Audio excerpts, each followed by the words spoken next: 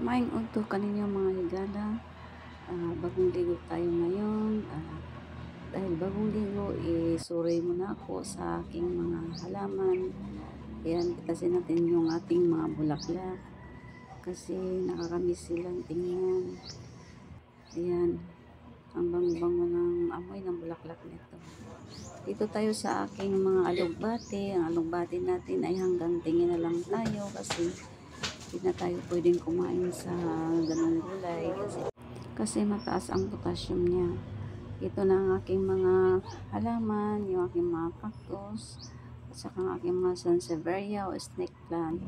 Malusog na sila, stable na yung mga puno nila kasi bago ko silang ripat. Ayun, saka yung mga cactus ko, punong-puno na yung mga pot nila.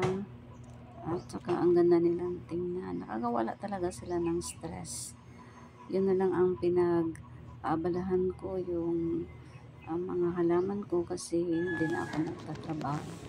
Saka yung adelpa ko, tingnan nyo, ang ganda-ganda ng mga bulaklak nila.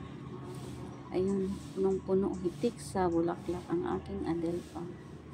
Pag nakita mo ang yung mga halaman na ganito, nagbibigay ng mga bulaklak or blooming na blooming sila, ayun, nawawala din yung stress mo kasi nakikita mo yung kagandahan nila.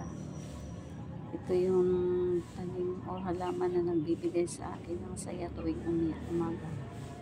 Kaya papasalamat ako na buhay sila at malusog at ang ganda-ganda nilang tingnan. Ayun guys, so baka gusto nyo rin magkaroon ng ganitong bulaklak, mag-PM lang kayo sa akin. Ayan, so salamat sa panonood sa inyong lahat.